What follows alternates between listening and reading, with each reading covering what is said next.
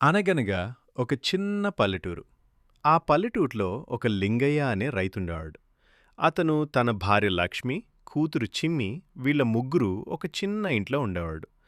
అతనికి తన 2 ఎకరాల పొలం తప్ప ఇంకా వేరే ఆస్తులేం లేవు.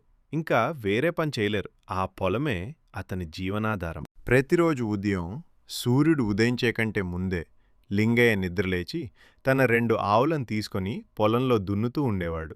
భార్య కూడా ఉదయాన్నే లేచి ఇంట్లో పనులు చేసుకొని వంట చేసుకొని భర్త లింగయ్య కోసం తీసుకొని పోయేది.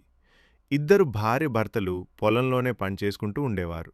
అయితే ఒక సంవత్సరం వర్షాలు రాలేదు. పొలం మొత్తం ఎండిపోయింది. చాలా నష్టపోయాడు లింగయ్య. అప్పులు పెరిగాయి. చాలా బాధతో పొలం దగ్గర నుంచి ఇంటికి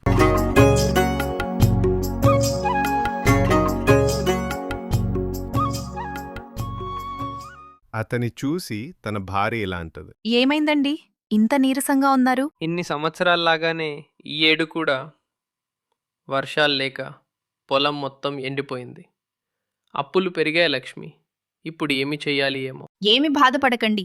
ఎలా అయినా అప్పులు తీర్చుకుందాం. మళ్ళీ ఈ ఏడు కూడా పంట వేద్దాం.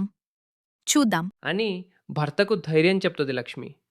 కానీ ఆ ఊరు ప్రజలు మాత్రం వ్యవసాయం వదిలేసి పట్టణాలకు వలస వెళ్తారు. లింగయ్య మాత్రం అధైర్యపడడు. ఒకరోజు మంచిగా ఆలోచించుకొని తన ఇంట్లో ఉన్న చివరి విత్తనాల సంచిని చూసి, లక్ష్మి, ఇవే మన ఆశలు. ఇవి కూడా వేయకపోతే మన రైతు జీవితం ఇక్కడితో ఆగిపోయినట్టే. మనం నిరాశ చెందకుండా ఎంత కష్టమైనా ఇష్టంగా చేద్దాం. ఈసారైనా ఆ దేవుడు మనకు లాభమిస్తాడు. సరే లక్ష్మి, నేను వెళ్ళి విత్తనాలు చల్లుతాను. అని లింగయ్య ఆ చివరి విత్తనాలు పొలంలో చల్లడం మొదలు పెడతాడు. కానీ ఎన్ని రోజులు గడిచిన వర్షం పడదు. ఏంటి లక్ష్మి ఇది? ఈ ఏడు కూడా వర్షం వచ్చేలా లేదు.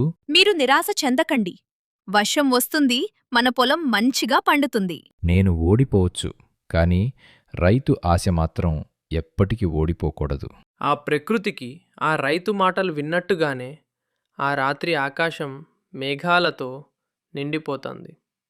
తెల్లవారే సమయానికి భారీ వర్షం మొదలవుతుంది. లక్ష్మి, వర్షం పడింది. నాకు తెలుసండి, ఈ ఏడు మనం లాభం పడతాం. మన పంట మంచిగా దిగుబడి వస్తుంది. కొన్ని రోజుల్లోనే పొలం మొత్తం పచ్చగా మారుతుంది. ఎదిగే మొక్కలు చూసి లింగయ్య కళ్ళల్లో ఆనంద భాష్పాలు వస్తాయి. కొన్ని నెలల తర్వాత మంచి పంట వచ్చింది. అప్పులు తీర్చేస్తాడు. జీవితం మంచిగా గడిపేస్తాడు. ఒక పేద వృద్ధురాలు లింగయ్య ఇంటికి వచ్చి, బిడ్డా, 2 రోజులుగా తిండి తినలేదు. ఏమైనా ఉంటే కొంచెం పెట్టావా? ఆగు తల్లి, తీసుకొస్తాను. ఈ పంట నాకు మాత్రమే కాదమ్మా, ఆకలితో ఉన్న ప్రతి ఒక్కరికి. అని బియ్యం సంచిస్తాడు. అది చూసిన గ్రామస్తులు ఇన్ని కష్టాలు పడినా కూడా లింగయ్య మనసు మాత్రం మారలేదు అని పొంగిపోతారు.